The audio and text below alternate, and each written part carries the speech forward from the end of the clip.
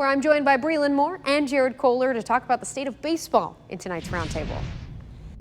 All right, guys, a lot of news out of Major League Baseball over the past week. A lot of it negative, but the Royals actually make some positive news as well. What are your thoughts on everything that's going on with baseball right now? Jared?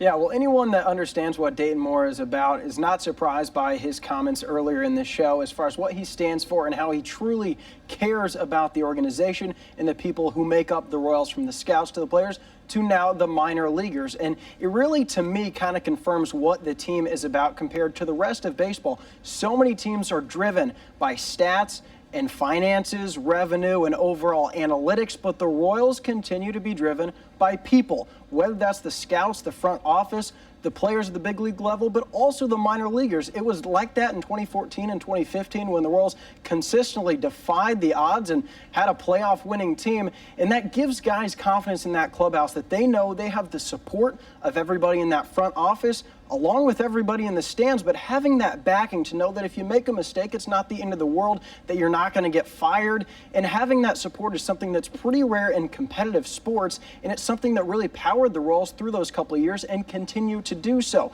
But Dayton Moore, this is big for him. But remember, this is one heck of a first impression for John Sherman, who just bought the team for $1 billion.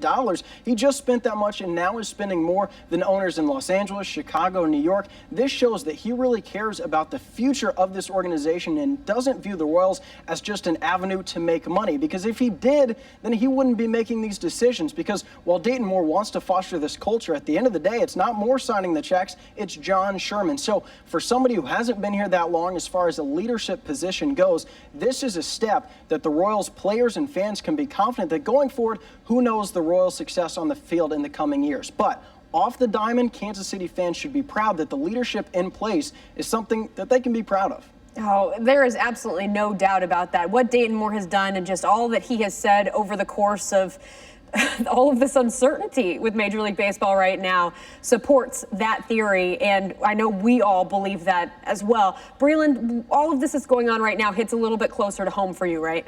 Yeah, absolutely. And, you know, just touching on what Jared had to say about the ownership, and we caught up a little bit with Grant Gavin, who's a local guy here, born Kansas City area, now playing in that Kansas City Royals system. And he told us over the weekend that this is not just about the paycheck. Yes, of course, that paycheck and not being cut is obviously very nice, but it goes a step further than that. And he said he actually wants to work harder for this organization because of the fact that they're going out of their way to treat him like a human being and make sure that he is okay during this really trying time. And I think a lot of times, you know, yes, do we know the guys' names down in rookie ball or in AAA or in AA, etc.? Probably not, unless you're really, really paying attention. But minor league is so vital to the growth of sports. Quite honestly, guys, I'm going to be really honest. If it wasn't for minor leagues, period, whether it's baseball or hockey or whatnot, I probably wouldn't be standing here. That's how I got my start. Those are my first games, going to AA baseball and going to ECHL hockey. Those minor leagues, yeah, those guys probably, one or two of them, you know, you remember them and they go on to do great things in the major leagues, but a lot of them are just there and then they go on to be coaches or other sorts of teachers of the game. But it also exposes a ton of people who don't necessarily have access or could afford to go to those big league games. They can go to a minor league game and still learn the art of baseball or fall in love with sports.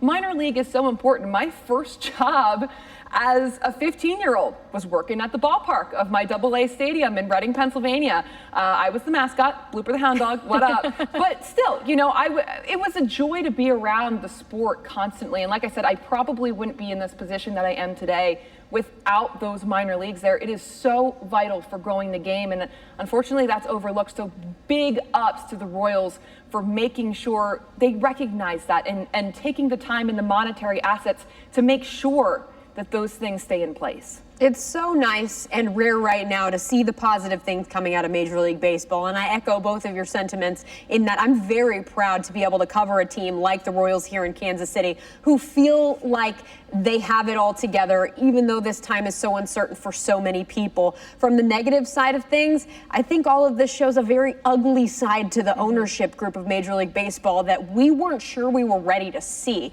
A lot of the owners are perfectly fine with cutting the rest of the season in order to save money, or cut their minor league systems to save money. It's not always about the money, and that is what makes it so sad to be a baseball fan right now, and to be able to actually see a lot of the underlying things that motivate this sport at the professional level. So, guys, I completely agree with you, and yeah, I do not like what I'm seeing from a lot of these owners right now, and that completely excludes Kansas City. It's a much bigger picture and broader picture at this point.